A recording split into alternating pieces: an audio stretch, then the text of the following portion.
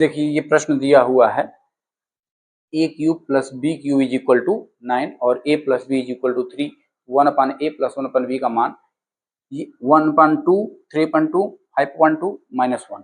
ये इसी में से हमको देखिए अगर इसको हल किया जाए तो थोड़ा सा लंबा प्रोसेस हो जाएगा। ठीक है, हीट एंड ट्रायल मेथड मतलब डायरेक्ट ऑप्शन के माध्यम से कुछ अपनी कॉमन सेंस यूज करके यूज किया जाए।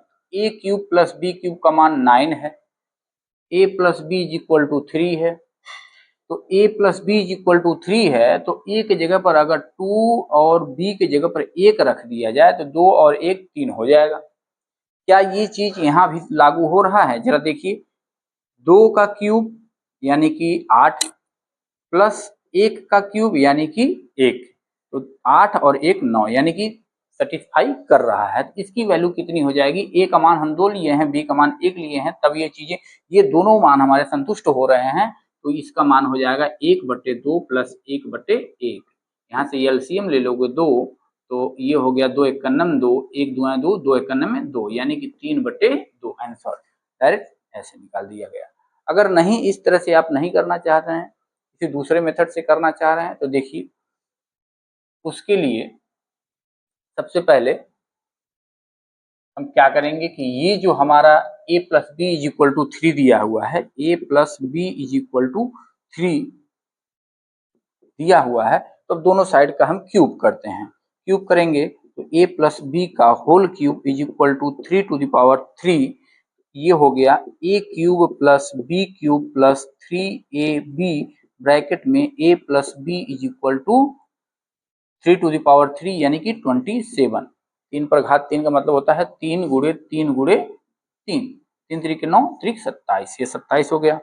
अब देखिए a प्लस बी क्यूब का मान दिया हुआ है 9, ये 9 दिया हुआ है, इसकी वैल्यू कितनी दी हुई है? 9 दिया हुआ है। 3 ए बी हमको पता नहीं है, ये भी हमको पता नहीं है, और a प्लस बी हमको दिया हुआ है, कितना दिया हुआ है? 3 दिया है, इज इक्वल टू ये 27।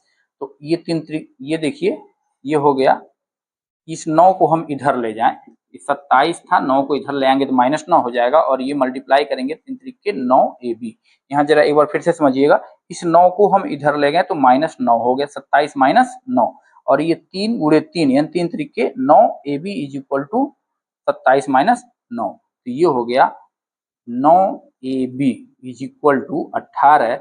तो AB का मान हो गया, AB का मान हो गया 9 दूनी 18/9 यानी कि 9 दूनी 18। AB का मान कितना हो गया? 2 हो गया। AB का मान 2 हो गया। AB का मान देखिए, पहली बात तो AB का ही मान क्यों निकाले हैं? इसलिए निकाले हैं, जरा यहाँ गौर करिए, 1/a प्लस 1/b, अगर एलसीएम हम ले लेते हैं 1/ab होता और मल्टीप्लाई अगर क्रॉस मल्टीप्लिकेशन करते हैं तो a प्लस बी आता है। ए प्लस बी तो हमारे पास पता है, लेकिन ए बी नहीं पता है। ए बी निकालने के लिए हम इसके और इसकी सहायता से ए बी का मान निकाल लिए। अगर ए बी का मान हमारा निकल गया, अब इसमें हम जब रखेंगे 1/a प्लस 1/b, तो ये हो गया, एलसीएम ले लेंगे ए बी, क्लास मल्टीप्लिकेशन करेंगे तो ये हो जाएगा यहाँ b, और ये इधर जाएगा प्लस a, तो b प्लस a यानी कि a प्लस b का मान